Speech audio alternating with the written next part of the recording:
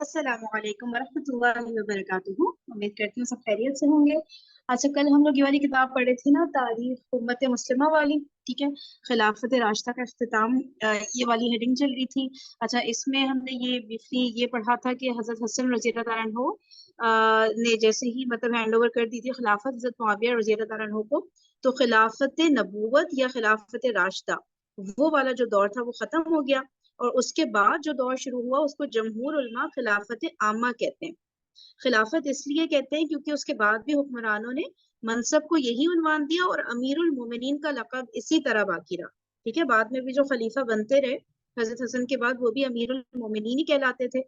और ये कि जो पूरा इस्लामी निज़ाम बाकायदा तौर पर कायम था, थोड़ी बहुत कमी बेशी जिसे कहेंगे वो मौजूद थी, लेकिन इस्लामी निज़ाम पर ही वो सब मतलब हुकूमतें कहेंगे या जो भी कहेंगे ना उस वक्त का निज़ाम कायम था। अच्छा, और कहते हैं उसे राशिदा की जगह आमा इसलिए कहा जाता है कि उसमें अच्छे बुरे मुतवस्सित हर किस्म के हुक्मरान आए जो खलीफा बने। सही है ना, तो इसलिए खिलाफत राशिदा नहीं खिलाफत आमा कहते हैं। और जबकि खिलाफत राशिदा का मयार उससे बहुत बुलंद था। अच्छा, फिर इस खिलाफत आमा को मुलूकियत से भी ताबीर किया जाता है, क्योंकि रफ्ता रफ्ता इसमें ताकत का मरकज हुक्मरान की जात बन गई। ठीक है, ताकत का मरकज जो पहले बेसिकली कुरान मजीद था, अब हुक्मरान की जात बन गई। तो जो फाइनल डिसीजन हुक्मरान लेगा उसको फॉलो किया जाएगा। और हुकूमत हुक्मरान के घर वालों के लिए मखसूस कर दी गई। ठीक है, जैसे कि बादशाहतों में होता है कि जब जो है इंतकाल हो जाएगा बादशाह का, तो बस उसका बेटा फिर जो है वो नेक्स्ट संभालेगा बादशाहत को। ठीक है, तो इसी तरह से खिलाफत जो है मुल्कियत की तरफ शिफ्ट होना शुरू हो गई थी। अच्छा, फिर शख्सी और खानदानी हुक्मरानी के तर्ज ने खिलाफत आमा को तदरीजन मुल्कियत के मुशाबे कर दिया। और क्या बात हो रही थी, हाँ, ये फिर बताया जा रहा था, डिफरेंस बताया जा रहा था खिलाफत का और मुल्कियत का ना। ठीक है, कि इसमें जो है शूराई निज़ाम होता था खिलाफत राशिदा में, कि एक शूरा सेट हुई, वो डिसाइड करिए कौन खलीफा बनेगा। लेकिन खिलाफत आमा में इस तरह नहीं होता था। ठीक है, फिर जो है कोई खानदान और कबीले का कोई रोल नहीं होता था जब खलीफा राशिद सेलेक्ट होते थे। लेकिन खिलाफत आमा में ये वाली चीज आम थी। और अफरादी कुव्वत जैसे डेमोक्रेसी कहते हैं या अस्करी ताकत, ठीक है, उसका कोई अमल दखल नहीं होता था इसमें कि किसको जो है लीडर चुना जाएगा। और हुकूमत के लिए जद्दोजहद करना और ओहदों की तलब करना, मतलब खुद से ख्वाहिश करना कि मुझे लीडर बनाया जाए, ये जो है ये वाली चीज भी खिलाफत राशिदा में नहीं थी, लेकिन इसमें खिलाफत आमा में पाई जाती थी कि खुद से कोई लीडर बनना चाह रहा है। ठीक है, तो इस्लाम तो इस चीज को नहीं पसंद करता। अच्छा, और हाँ, हुक्मरान और ओहदेदारों का इंतखाब जो पहले होता था खिलाफत राशिदा में, कि अफजलियत इल्म फ़क़ाहत मार्फत और तकवा, गैर मामूली अहलियत और इस्लाम के लिए ईसार और कुर्बानी। ठीक है, ये मेजर क्वालिटीज होनी चाहिए थी एक आदमी में कि जिसको सेलेक्ट किया जाए एज अ खलीफा। ठीक है, अच्छा, तो इस तरह से और हाँ, दूसरी बात ये फिर खिलाफत आमा में ये वाली क्राइटेरिया नहीं था ना। और यही वजह थी कि चारों खुलफाए राशिदीन अलग अलग खानदान के थे। सही है। फिर हजरत मुआविया की पहली तकरीर के बारे में हमने पढ़ा था कि हजरत अब्दुल्ला बिन उमर रजी अल्लाह ताला अन्हु भी वहां पर मौजूद थे। तो हजरत मुआविया ने ये बात कही थी कि अब कोई इस मामले में बोलना चाहे तो सर उठाकर बात करें, हम इस अमर खिलाफत के ज्यादा हकदार हैं उससे और उसके बाप से। अब इसमें पूरा नीचे लंबा सा हाशिया जो आया था कि बात क्या हो रही थी, अब्दुल्ला बिन उमर के बारे में हो रही थी कि उनके और उनके वालिद से ज्यादा हजरत बिन मुआविया कह रहे थे कि हम खिलाफत के हकदार हैं। या हजरत हसन रजी अल्लाह ताला और हजरत अली रजी अल्लाह ताला अन्हु के बारे में बात हुई थी कि क्लियर कट तो नहीं नाम यहाँ पे मेंशन हुआ ना, सिर्फ इतना मेंशन हुआ है कि इस अम्र खिलाफत के ज्यादा हकदार हैं हम उससे और उसके बाप से। ठीक है, तो अब इसमें फिर ये बात आई थी कि अब्दुल्ला बिन उमर या हजरत उमर, उनकी कॉम्बिनेशन की बात हो रही है या हजरत हसन और हजरत अली रजी अल्लाह ताला। ठीक है, तो फिर जो है लेकिन ज्यादातर जो बात हमें समझ आई थी वो फायदा यही थी ना कि हजरत अब्दुल्ला बिन उमर की तरफ बात जा रही थी ज्यादातर, जो नीचे हाशिए में जो लिखा हुआ है ना कि उनकी ये तरफ से हाँ ये पॉइंट आउट किया। हम्म। सही हो गया। फिर है अच्छा, उसके बाद फिर ये क्या हुआ था कि हाँ, फिर हजरत अब्दुल्ला बिन उमर से जो है रावी हबीब बिन मुस्लिमा जो कहते हैं कि मैंने इब्ने उमर से पूछा कि आपने उनकी बात का जवाब दिया कि नहीं, जब उन्होंने कहा ना कि उसके और उसके बाप से ज्यादा हकदार है। उन्होंने कहा मैंने अपनी जगह से उठने के लिए हरकत की। मैं उन्हें कहना चाहता था कि इस अमर इक्तदार का ज्यादा हकदार वो है जो तुमसे और तुम्हारे वालिद से इस्लाम की खातिर जंग लड़ा था। लेकिन मैं इस वजह से कहते कहते रुक गया कि कहीं इज्तिमाइयत में रखना ना पड़ जाए और खाना जंगी ना हो जाए, मेरी बात का कोई और मतलब ना ले लिया जाए, बस मैंने जन्नत के सवाब पर इक्तिफा कर लिया। तो इस पर हबीब बिन मुस्लिमा ने कहा कि आप महफूज रहे और बच गए।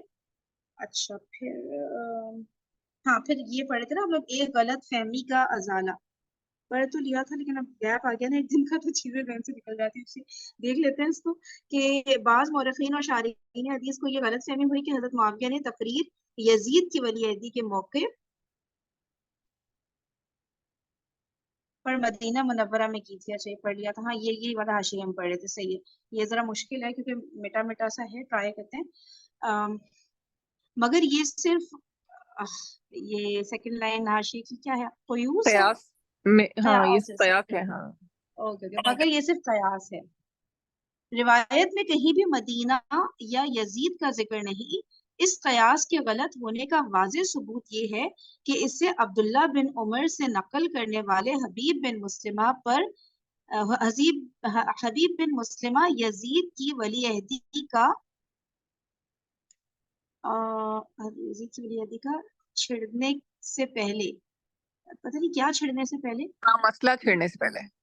मसला, ओके ओके, यजीद की वलीअहदी का मसला छिड़ने से पहले बिल इत्तेफाक सन 42 हिजरी में फौत हो चुके थे। हबीब बिन मुस्लिमा की रिवायत है ना ये, तो बता रहे कि उनका पहले इंतकाल हो गया था यजीद की वलीअहदी से पहले। तो ये वाली जो रिवायत आ रही है ये यजीद के बारे में नहीं है अकॉर्डिंग टू दिस बुक। अच्छा फिर है कि यजीद के मद्दा चूंकि इस रिवायत को यजीद की खिलाफत पर इजमा की दलील बनाना चाहते हैं। अच्छा रिवायत एक सेकंड दोबारा देख लेते हैं, ये वाली रिवायत की बात हो रही है ना, उम्म, ये ना उसके और उसके बाप से ज्यादा हम खिलाफत हकदार है, इसी रिवायत की बात हो रही है ना, हाँ जो हाँ कमेंट्स हाँ है ना। ठीक है हाँ। ठीक है, तो हम ज्यादा हकदार हैं उसके और उसके बाप से। अच्छा तो अब जो है ये कह रहे हैं कि यजीद के जो मद्दा हैं, ठीक है, अब वो इस रिवायत को यजीद की खिलाफत पर इजमा की दलील बनाना चाहते हैं। इसलिए उन्होंने ये नई बात निकाली है कि हबीब बिन मुस्लिमा की वफात सन 50 हिजरी के करीब हुई थी, ठीक है, तो उनकी डेट ऑफ डेथ ही बढ़ा दी ताकि ये साबित हो जाए कि यजीद मतलब कि यजीद ही को खलीफा बनना चाहिए था हजरत अमीर मुआविया के बाद। अच्छा फिर इस बारे में आह, कि ये इबारत पेश करते हैं। अच्छा इबारत भी पढ़ लेते हैं। हालांकि इबारत में सराहत है कि वफात 42 हिजरी में हुई। हमीद से मरावान की उम्र है, मतलब ये कि उस वक्त उनकी उम्र 50 बरस से कम थी, जैसा कि हाफिज पता नहीं कौन से हाफिज ने नकल करते हैं। जब इस किस्से को नकल करने वाले रावी हबीब बिन मुस्लिमा 42 हिजरी में यकीनी तौर पर फौत हो चुके हैं, तो ये वाकया यजीद की वलीअहदी से मुतालिक कैसे हो सकता है जो बिलाशुबा उसके बरसों बाद हुई थी। मोजम कबीर तिबरानी और की दर्ज झेल रिवायत में इस मसले को की दर्ज झेल रिवायत इस मसले को हल कर देती है।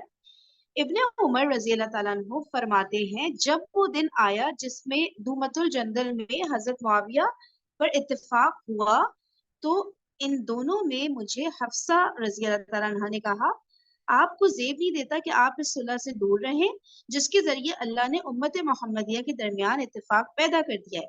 आप हुजूर अकरम सल्लल्लाहु अलैहि वसल्लम के साले और उमर फारूक के फर्जंद हैं। बस हजरत मुआविया एक बड़े ऊंट पर सवार होकर आए। फरमाया, कौन है जिसे इस अम्र की हिर्स और उम्मीद है, या वो इसके लिए गर्दन उठाना चाहता है। इब्न उमर फरमाते हैं, मुझे उस दिन से पहले कभी दुनिया की तमन्ना नहीं हुई थी। मैं कहने लगा था कि इस अम्र की हिर्स उसे है जिसने तुमसे और तुम्हारे बाप से इस्लाम की खातिर लड़ाई की, यहाँ तक कि तुम्हें इस्लाम में दाखिल करा दिया। फिर मैंने जन्नत और उसकी नेमतों को याद किया और उस ख्याल को जाने दिया। यानी कि थोड़ी सी हिर्स पैदा हो गई थी हजरत अब्दुल्ला बिन उमर रजी अल्लाह तआला अन्हु उस वक्त ओहदे की। ऐसा लग रहा है, कह रहे हैं ना कि मुझे इस दिन से पहले कभी दुनिया की तमन्ना नहीं हुई थी। फिर खैर ये तो इम्पोर्टेंट पॉइंट है भी नहीं, है ना। अच्छा फिर अबू बकर हैफमी रिवायत रिवायत के रावियों को सक्का करार देने के साथ ये वजाहत कर रहे हैं कि यहाँ हजरत हसन बिन अली रजी अल्लाह अन्हु से सुलह का जिक्र है। रावी को वहम हुआ है कि दुमतुल जंदल का जिक्र किया, वरना ये सुलह वहां नहीं हुई थी। اس سے یہ واضح ہو گیا کہ حضرت معاویہ نے یہ تقریر خلافت کا عہدہ لیتے ہوئے عراق میں کی تھی۔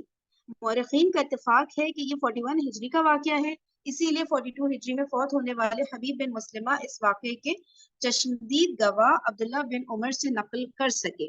اس واقعے کا یزید کی ولی عہدی کے بیعت سے کوئی تعلق نہیں ہے۔ یہ دوسرا حاشیہ آ رہا ہے۔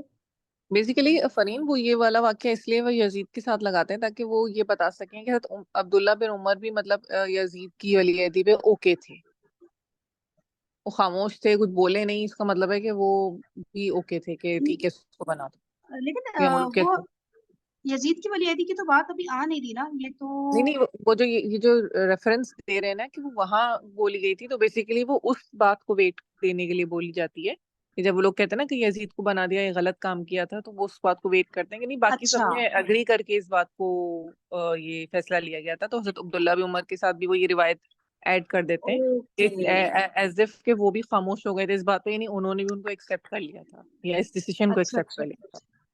آل رائٹ، یعنی کہ اس وقت عبداللہ بن عمر موجود تھے جب یزید کو ولی عہدی دی جا بالکل رہی تھی، تو ہاں پھر جو ہے وہ ان کو کوئی مسئلہ نہیں تھا، ٹھیک ہے نا، ان کے ایگزیکٹ سامنے یہ روایت ہے تو اچھا، دیٹ مینس کہ وہ بہت اسٹرانگ کینڈیڈیٹ تھے اس وقت میرے خیال سے خلافت کے، ایسا کچھ ظاہر فیلنگ آ رہی مطلب اب ہے۔ ظاہر وہ جو ایک جنریشن تو چلی گئی نا، حضرت عمر، حضرت ابوبکر، حضرت عثمان، ہاں حضرت علی، اب ان کی بیٹوں کی وہ آئی جنریشن، تو ظاہر انہوں نے اپنے والد سے ہی سب نے اپنی تربیت پائی تھی، تو انہوں نے ایک اچھی تربیت پائی تھی، یعنی وہ ظاہر سارے کے سارے اسٹرانگ کینڈیڈیٹس تھے نا اب یہ جنریشن۔ صحیح صحیح صحیح، اچھا اچھا، یہ کہہ رہے ہیں، ہاں صحیح ہو گیا، ٹھیک ہے، صحیح ہے۔ تو اب یہ روایت بات ختم ہو گئی، حاشیہ بھی ختم ہو گیا۔ اچھا، اس میں کوئی شک نہیں کہ حضرت حسن رضی اللہ تعالیٰ عنہ نے حضرت معاویہ رضی اللہ تعالیٰ عنہ کو اقتدار منتقل کیا تو یہ دیکھتے اور سمجھتے ہوئے کیا کہ ان میں قیادت و سیادت کی صلاحیت ہے اور وہ عادل، متقی اور امت کے خیر خواہ ہیں۔ اگر ایسا نہ ہوتا تو یقیناً ان سے صلح نہیں جنگ کرتے۔ حضرت معاویہ رضی اللہ تعالیٰ عنہ کی خوبیوں سے حضرت علی رضی اللہ تعالیٰ عنہ کو انکار تھا، نہ حضرت حسن رضی اللہ تعالیٰ عنہ کو۔ ہاں، ان میں خلفائے راشدین کی صفات کی بنسبت جو فرق تھا اسے بھی نظر انداز کرنا ممکن نہیں، ٹھیک ہے۔ تو حضرت حسن رضی اللہ تعالیٰ عنہ نے ساری ان کی کوالٹیز دیکھتے ہوئے ہی صلح کا ارادہ کیا تھا، ورنہ اسٹل بے شک ان کی جو فوج حضرت حسن کی کمزور پڑ گئی تھی، یہ تو ہمیں ساری ریڈنگ وغیرہ کر کے سمجھ آ گیا ہے کہ وہ بات اب نہیں رہی تھی، وہ فوج اس طرح مقابلہ کر ہی نہیں سکتی تھی حضرت معاویہ کی فوج کا نا، جس طرح آپس میں پھوٹ پڑ گئی تھی، غلط فہمیاں پیدا ہو گئی تھی، کمزور ہو گئے تھے سب۔ تو اسٹل اگر وہ حضرت معاویہ کو نہیں سمجھتے مطلب کہ صلح کے لائق، تو پھر وہ پھر بھی جیسی تیسی بھی فوج تھی وہ چڑھائی کرتے نا، وہ صلح تو نہیں کر لیتے نا۔ تو وہ مطلب وہ مان رہے تھے کہ ان کے اندر کوالٹیز ہیں حضرت معاویہ میں نا، کہ وہ امت کو اب لے کر آگے چل سکتے ہیں، تبھی انہوں نے صلح کی تھی۔ مجھے تو یہی بات سمجھ آ رہی ہے اس پیراگراف سے، ہے نا، ورنہ وہ جنگ ہی کرتے۔ اب فوج ٹھیک ہے اتنی طاقتور نہیں ہے تو گیو اپ تو نہیں، مطلب اس طرح سے صلح تو نہیں کرتے نا، گیو اپ تو نہیں کہا جائے گا، صلح کی طرف پھر وہ نہیں مائل ہوتے نا، پھر وہ جنگ کی اٹیمپٹ تو ضرور لیتے حضرت حسن رضی اللہ تعالیٰ عنہ۔ تو یہی سمجھ آ رہا ہے کہ وہ ان کو سمجھ آ رہا تھا کہ حضرت معاویہ ہی اپنی بیٹر آپشن ہے میں بھی، لیکن وہی والی بات ہوئی ہے کہ وہ جو ہم لوگوں نے کئی جگہ پہ پڑھا اور اسکالرس کو سنا کہ بات یہ ہوئی تھی کہ حضرت حسن نے حضرت معاویہ کو خلافت ہینڈ اوور کر دی کہ بھئی آپ کو قصاص عثمان اور وہ جو بھی چیزیں آپ کو مطلوب تھی تو آپ وہ سب لے کر پھر آپ واپس جو ہے خلافت حضرت حسن کو ہینڈ اوور کر دیں۔ یہ ہم نے کچھ اسکالرس کو سنا تھا نا کہ یہ والی بات جو ہے، لیکن یہ کہیں پڑھنے میں نہیں آئی تھی، یہ پتہ نہیں۔ ایکچولی فریم وہ یہی بات ہے کہ یہ بات جو ہے نا مختلف اسکالرز کچھ یہ بات بیان کرتے ہیں اور کچھ یہ والی بات بیان نہیں کرتے، اور اسی وجہ سے سارا جھگڑا اور پھٹا جو ہے وہ اسی بات کا ہے۔ آگے جو ایونٹس آئیں گے وہ اسی بات کو بیسس بنا کے آتے ہیں کہ حضرت حسن نے شاید اپنے صلح نامے میں یہ شرط لکھی تھی کہ آپ کے بعد مجھے دوبارہ ہینڈ اوور ہو جائے گی، صحیح بات ہے، ہاں، اور چونکہ وہی حضرت والی حسن بات کا ہے۔ انتقال ہو چکا تھا تو اس وجہ سے وہ حضرت ان کی فیملی میں ہی آنی چاہیے تھی، یعنی حضرت حسین ان کے کینڈیڈیٹ ہونے چاہیے تھے۔ تو یہ اس طرح سے کوئی وہ جو بناتے ہیں، مطلب اس کے بعد جو یہ وہ بنتا ہے چانس کہ اس کے بعد ان کو ہونا چاہیے تھا، انہوں نے وہ ان کو دینے کے بجائے اپنے بیٹے کی طرف منتقل کر دیا اور ملوکیت کی طرف لے گئے۔ تو وہ یہ بیسیکلی آگے جھگڑے ہوئے، اسی لیے وہ صلح حسن کے اوپر اتنا کافی لوگ اس کی روایتیں بھی اتنی زیادہ نہیں ہیں، مطلب اس کے بارے میں ہاں انفارمیشن الگ الگ جگہ پہ الگ الگ ملتی ہے۔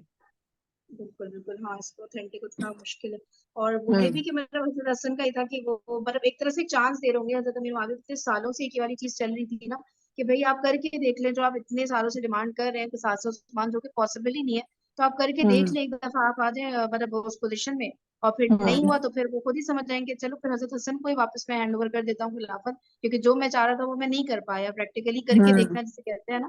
تو یہ بات صحیح لگتی ہے، بے شک صحیح بات ہے. بکس میں اتنا ہائی لائٹ نہیں ہوئی یہ بات، لیکن جنہوں نے بھی انالائز کیا ہے جو ہسٹری ہے یا انالائز شاید کر لیتے انہوں نے یہ بھی سوچا ہو کہ ابھی فی الحال کے لیے جس طریقے کے حالات چل رہے ہیں ابھی ان کو ہی ہینڈ اوور کر دیتے ہیں، اس کے بعد جب دوبارہ ان کا مطلب ان کے بعد جو دوبارہ سلیکشن ہوگی تو اس میں شاید لوگ کوئی صحیح بندہ چن لیں گے اور امت اس پہ شاید اکتفا کر جائے گی.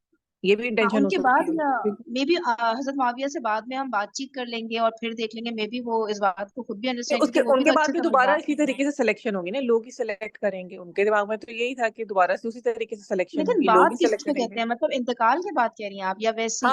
ہاں بالکل بالکل. خلافت اچھا کے اس کے تمام ٹائم. انتقال کے ہاں. بعد انہوں نے یہی سوچا ہوگا کہ ظاہر ہے ان کو تو یہ آئیڈیا نہیں تھا نا کہ حضرت معاویہ امین معاویہ جو ہے وہ ملوکیت پہ شفٹ کر دیں گے.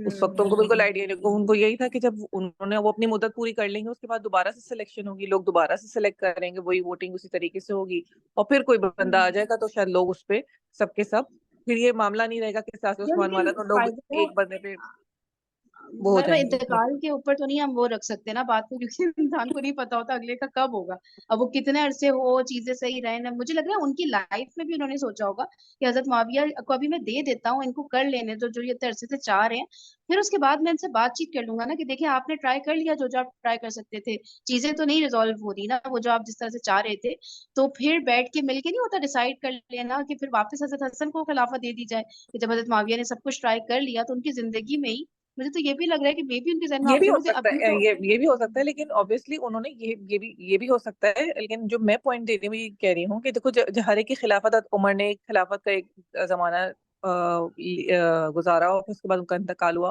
اور پھر وہ خلافت سلیکشن ہوئی، دوسرا خلیفہ چوز کیا گیا، حضرت عثمان کو سلیکٹ کیا گیا. حضرت عثمان نے اپنا پورا خلافت کا گزارا، ان کی ڈیتھ ہوئی، اس کے بعد دوسرا حضرت علی کو چنا گیا. تو اسی طریقے سے وہ یہ سوچ رہے ہوں گے کہ حضرت ممی معاویہ کا بھی فی الحال جو ہے وہ انہیں کو ہینڈ اوور کرتا ہوں تاکہ وہ پوری امت مسلمہ ایک جگہ پہ ایک بندے کے ساتھ ہینڈل ہو جائے. جب ان کا دور خلافت ختم ہو جائے گا تو پھر دوبارہ اسی طریقے سے سلیکشن ہوگی، لوگ ایک اور نئے بندے کو چوز کر لیں گے. ہاں صحیح ہاں صحیح کلیئر ہو گیا. تو اور شاید کسی نے امت کہا ایک پلیٹ فارم پہ جمع ہو جائے گی، ایٹ لیسٹ وہ ایک اس میں آ جائے گی. یہ تفرقہ جو پیدا ہو گیا ہے وہ اس چیز کو ختم ہو جائے گا. کیونکہ لیڈر تو بہت زبردست، بہت بڑے لیڈر تھے حضرت معاویہ رضی اللہ تعالیٰ عنہ، میں تو کوئی ڈاؤٹ نہیں تھا کہ وہ جس طرح سنبھال رہے تھے معاملات کو وہاں پر. تو صحیح بات ہے، صحیح ہو گیا. چلیے اچھا پھر ٹھیک ہے. تو یہ سب پہلے پیراگراف میں اوپر یہی آ رہا ہے، ان کی کوالٹیز وغیرہ دیکھتے ہوئے صلح کی طرف گئے تھے حضرت حسن رضی اللہ تعالیٰ عنہ. اچھا پھر اہل مدینہ کی بیعت. حضرت معاویہ رضی اللہ تعالیٰ عنہ نے حضرت حسن رضی اللہ تعالیٰ عنہ کی دست برداری اور اپنے اعلان خلافت کے بعد عالم اسلام کے مختلف حصوں میں اپنے نائبین کو بھیجا تاکہ وہ لوگوں سے ان کی بیعت لے. جابر بن عبداللہ رضی اللہ تعالیٰ عنہ فرماتے ہیں عام الجماع والے سال کیا تھا عام الجماع، ذہن سے نکل گیا، یہ جو صلح حسن والے سال میں خیال سے نا ابھی ہم نے پڑھا تھا نا، اس سال کو عام الجماعت کہتے ہیں شاید. یہ جو سب جمع ہو گئے تھے ایک پلیٹ فارم پر بس پوری امت میں، خاص اسی کو کہتے ہیں اسی سال کو نا. ہاں صحیح ہو گیا. تو عام الجماع والے سال حضرت معاویہ رضی اللہ تعالیٰ عنہ نے بصر بن ارطاط رضی اللہ تعالیٰ عنہ کو مدینہ بھیجا کہ وہ اہل مدینہ سے ایک قبیلہ کر کے ان کے پرچموں کی موجودگی میں بیعت لے. اہل مدینہ سے ایک قبیلہ کر کے، اچھا انہوں نے بصر بن ارطاط رضی اللہ تعالیٰ عنہ کو حضرت معاویہ نے بھیجا مدینہ کی طرف کہ وہ اہل مدینہ سے ایک قبیلہ کر کے ان کے پرچموں کی موجودگی میں بیعت لیں. جب انصار کی حاضری کا دن آیا تو اس دن بنو سلمہ بھی آئے. بصر رضی اللہ تعالیٰ عنہ نے کہا کیا ان میں جابر ہیں؟ لوگوں نے کہا نہیں. بصر رضی اللہ تعالیٰ عنہ نے کہا یہ لوگ واپس جائیں، میں ان کی بیعت قبول نہ کروں گا جب تک کہ جابر نہ آ جائیں. جابر بن عبداللہ رضی اللہ تعالیٰ عنہ فرماتے ہیں کہ پس کوئی شخص میرے پاس آیا اور کہا ہم آپ کو اللہ کی قسم دیتے ہیں کہ آپ ہمارے ساتھ تشریف لے چلیں اور بیعت کر لیں تاکہ اپنا اور اپنی قوم کا خون محفوظ کر سکیں. اگر آپ نے ایسا نہ کیا تو ہمارے جوان مرد مارے جائیں گے اور ہماری اولاد باندیاں بنائی جائیں گی. حضرت جابر رضی اللہ تعالیٰ عنہ فرماتے ہیں میں نے انہیں رات تک کا انتظار کرنے کہا. شام کو میں ام المومنین حضرت ام سلمہ رضی اللہ تعالیٰ عنہ کے پاس گیا اور یہ ماجرا سنایا. وہ بولی میرے بھتیجے جاؤ بیعت کر کے اپنا اور اپنی قوم کا خون محفوظ کر لو. میں نے اپنے بھتیجے کو بھی یہی کہا تھا. وہ گیا اور اس نے بیعت کر لی ہے. حاشیہ: اس روایت کا یہ مطلب نہ لیا جائے کہ حضرت معاویہ کا لشکر بیعت نہ کرنے والے مسلمانوں کو قتل کرتا اور ان کے بال بچوں کو غلام بناتا تھا. ایسا عملاً کہیں ثابت نہیں.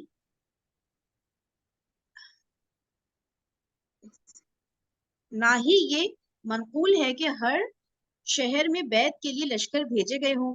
البتہ مدینے میں لشکر بھیجنا اس صحیح روایت میں آیا ہے جس کی توجیہ و تعویل لازم ہے. اگر پہلی صدی ہجری کے مختلف واقعات مثلاً دور مشاجرات اور واقع ہرہ وغیرہ کو دیکھا جائے تو اندازہ ہوگا کہ اہل حجاز خصوصاً اہل مدینہ کو اہل شام کی ماتحتی میں کوئی رغبت نہ تھی. یعنی کیا بات ہو رہی ہے؟ نہ ہی یہ نائش پڑھتے ہیں کہ نہ ہی یہ منقول ہے کہ ہر شہر میں بیعت کے لیے بھیجا. ٹھیک ہے، ہر شہر میں بیعت کے لیے حضرت معاویہ نے لشکر نہیں بھیجا. البتہ مدینہ میں لشکر بھیجنا اس صحیح روایت سے ثابت ہے. اگر اب اس میں اگلی لائن پر آ رہی ہوں. اگر پہلی صدی ہجری، اچھا پہلی صدی ہجری کی بات ہو رہی ہے مدینہ میں جب گئے نبی پاک صلی اللہ علیہ وسلم، ہے نا. تو اگر پہلی صدی ہجری کے مختلف واقعات مثلاً دور مشاجرات اور واقع ہرہ وغیرہ کو دیکھا جائے، اب یہ کس کی بات ہو رہی ہے، تو اندازہ ہوگا کہ اہل حجاز خصوصاً اہل مدینہ کو اہل شام کی ماتحتی میں کوئی رغبت نہ تھی. اس بات کا اندازہ اہل شام کو بھی اچھی طرح تھا. اسی لیے یہاں بیعت کے لیے خاص طور پر لشکر بھیجا گیا تاکہ کہیں اہل مدینہ پر کچھ روب رہے اور وہ خود کو آزاد سمجھ کر الگ الگ آراء قائم نہ کر لیں اور افتراق و انتشار کی چنگاریاں دوبارہ نہ بھڑک اٹھیں. یہ جملہ بتائیں ذرا، دیکھیں اہل حجاز خصوصاً اہل مدینہ کو اہل یار شام کی ماتحتی میں کوئی رغبت نہ تھی. دیکھو اب وہ پورا ایریا جو ہے وہ تم سمجھ لو 3 حصوں میں ڈیوائڈ ہو گیا. ایک شام والا ایریا ہے اور ایک عراق کے کوفہ والا ایریا ہے اور ایک نیچے مدینے والا ایریا ہے. تو لڑائی تو شام اور ان کے بیچ میں ہو رہی تھی نا، کوفہ کے ایریاز میں. ہاں یہاں بیسیکلی دونوں رائیولری چل رہی. مدینہ والے سارٹ آف ان کو ان چیزوں کا اتنا پتہ ہی نہیں چلا تھا کہ وہاں چل کیا رہا ہے. وہ اس طرح یا سے پتہ ہو بھی تب بھی وہ شاید اس میں شامل نہیں مطلب ہونا چاہ اس رہے زمانے میں تو مطلب ہوں۔ کوئی اتنا زیادہ ٹرانسپورٹیشن وغیرہ اس طرح سے فاسٹ تو تھا نہیں نا. لوگ وہاں پہ اتنا زیادہ نہ جنگیں ہو رہی ہیں نہ کوئی مسئلے مسائل ہو رہے ہیں. وہاں کے لوگ نارملی جس طرح رہ رہے تھے وہ ویسے ہی رہ رہے، سارٹ آف نیوٹرل ٹائپ کے تھے، یا جو جس کی سائڈ پہ تھا وہ اس کی سائڈ پہ تھا.